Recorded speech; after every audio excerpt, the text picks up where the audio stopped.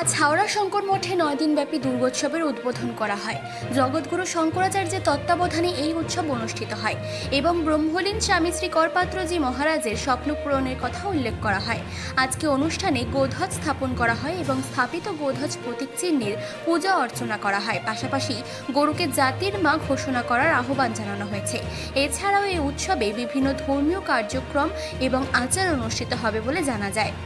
আজকের এই অনুষ্ঠানে পরমহংস পরিব্রাজকাচার্য অনন্ত শ্রী ডক্টর স্বামী প্রজ্ঞানানন্দ সরস্বতী মহারাজ উপস্থিত ছিলেন। এই শঙ্কর মঠের যিনি প্রতিষ্ঠাতা পরমানন্দ পুরী, ওনার আবির্ভাব তিথি আজই। এই প্রতিপদ নবরাত্রির প্রতিপদ হচ্ছে ওনার আবির্ভাব তিথি, আর সমাধি তিথি হচ্ছে জন্মাষ্টমী।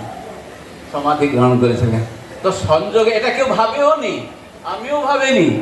তার ল্যান্ডিং হলো 2:55, আস্তে আস্তে এখানে 3:55 প্রায় হয়ে গেছিল। তো এটা গোমাতার প্রতি কি নিষ্ঠা এবং নিষ্ঠার ফলও পাওয়া যাচ্ছে।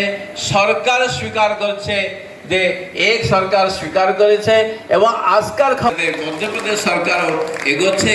ধীরে ধীরে সারা আসবে, কেননা আমাদের গদ্দি যে স্থাপন করেছেন আদি শঙ্করাচার্য মহারাজ, তিনি ভারতকে ধর্মদেশ, হিন্দু ধর্মের দেশ বা সনাতন ধর্মের পরাকাষ্ঠা স্থাপিত করার জন্যে এই ভারতবর্ষে তিনি এসেছিলেন। বুদ্ধ ধর্মের দ্বারা, বৌদ্ধদের দ্বারা সম্পূর্ণ ভারত প্লাবিত ছিল। সেই সময় শঙ্করাচার্য মহারাজ এসে, যদি শঙ্করাচার্য মহারাজ না আসতেন, আমরা বলতাম বুদ্ধং শরণং গচ্ছামি। কিন্তু সেই যত সম্প্রদায়, আজ হিন্দু ধর্মের যত সম্প্রদায় ভারতবর্ষে বিদ্যমান, ভারতবর্ষের বাইরে পর্যন্ত আছে, তারা পরমানন্দ পুরী, সেই পরমানন্দ পুরীও সিঙ্গেরি মঠের পরম্পরায়, ওরা আমরা তো সরস্বতী আছি পরম্পরাতে আমরা সিঙ্গেরি মঠের। কিন্তু আজ ইয়ে 3 মঠেই এখন যে সিঙ্গেরি ছাড়া যে 3 মঠ, দ্বারকা, জ্যোতির্মঠ এবং পুরী, সরস্বতী নামায় 3 জায়গায় আছেন। এইভাবে সরস্বতী নামা আছেন।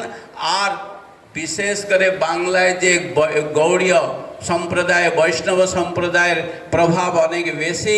সেই গৌড়ীয় বৈষ্ণবের প্রধান যিনি গৌরাঙ্গ মহাপ্রভু, তার নাম ছিল শ্রীকৃষ্ণ চৈতন্য ভারতী, কেননা কেশব চৈতন্য ভারতীর শিষ্য শ্রীকৃষ্ণ চৈতন্য ভারতী। হাওড়া থেকে চিফ এডিটর জিতেন সরকারের রিপোর্ট, চেতনা বার্তা, জেগে থাকে, জাগিয়ে রাখে।